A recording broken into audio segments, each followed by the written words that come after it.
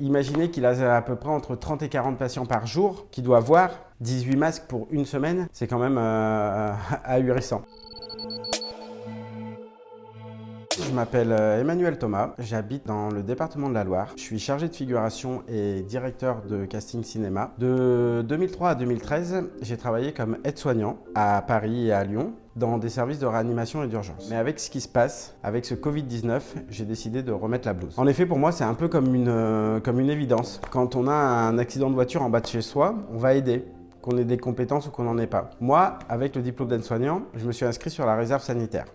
Qu'est-ce que je fais tous les jours depuis la pandémie? Alors depuis la pandémie, j'ai aussi un compagnon qui est infirmier libéral. J'essaye de récupérer des blouses jetables pour qu'il aille voir les patients qui sont atteints de Covid et qu'ils puissent avoir une protection. Lui, il reçoit une quantité de 18 masques par semaine et un kit qui a été offert par la région Auvergne-Rhône-Alpes avec un kit de protection de lunettes et de blouses, mais ça suffit pas du tout. On doit aussi trouver du gel hydroalcoolique, on doit aussi trouver un saturomètre. Le saturomètre, c'est le petit appareil qu'on met au bout du doigt pour pouvoir calculer le taux d'oxygène qu'on a dans le sang. J'ai décidé de signer pendant un mois, d'aller travailler à l'hôpital à côté de chez moi. Je fais 14 journées de 12 heures. J'alterne à la fois le jour et la nuit, c'est-à-dire que par exemple, là, j'ai fait samedi, dimanche de jour et lundi, j'ai travaillé de nuit. En plus, la journée, j'aide donc mon compagnon infirmier libéral à trouver tout ce matériel. Et en 12 ans, depuis que je le connais, c'est la première fois quand il part travailler où je lui dis de faire attention. Et ça, je trouve que c'est hyper marqueur et révélateur dans quel monde on vit aujourd'hui, c'est-à-dire normalement, quand on a travaillé dans le médical, on fait attention aux autres. Et là, on est obligé de faire attention à soi. Les précautions que je suis aujourd'hui,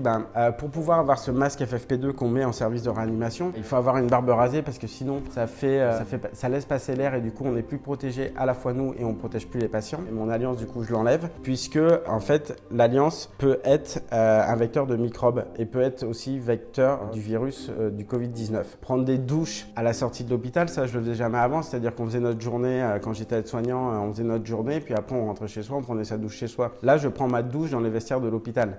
Quand Cyril, mon compagnon, rentre du travail, il enlève toutes ses affaires, il les met à la machine à laver, ce que je fais aussi moi aujourd'hui en sortant de mes gardes d'aide-soignant. On lave tout et on reprend une douche à la maison. On fait attention à bien désinfecter la voiture, à bien désinfecter le volant, à bien désinfecter le pommeau, les poignées de porte. Et puis, les précautions qu'on prend aussi, c'est de ne pas voir sa famille. Puisque sachant qu'on traite, là, dans le service de réanimation dans lequel je suis, normalement, il y a 12 lits de patients de réanimation et il y a 6 lits de soins intensifs, ce qui fait 18 lits au total. Ces 18 lits, aujourd'hui, ne sont réservés que pour des patients Covid et des patients intubés ventilés. Nous, on a un sas dans lequel on rentre qui est réparti sur 2 chambres avec des portes qui s'ouvrent avec le pied. On réfléchit à quel moment on va poser ce masque FFP2 parce que ce masque FFP2, une fois qu'on le pose, pendant 4 heures, on ne peut pas l'enlever. Ça veut dire que pendant 4 heures, on ne boit pas. Ça veut dire que pendant 4 heures, on ne mange pas un petit chocolat que tout le monde nous apporte à l'hôpital et je leur en remercie tous. Je suis content d'être retourné travailler puisque avant, j'étais à la maison. Toute la journée, j'étais sur Facebook, devant les médias et c'est vrai qu'on renoue avec un lien social en allant travailler.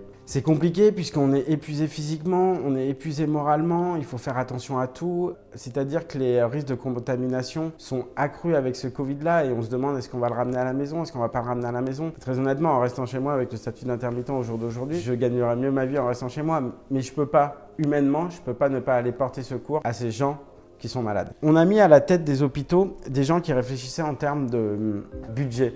Et ces gens-là sont toujours encore en place. Et il faut arrêter de réfléchir en budget, mais réfléchir en humain.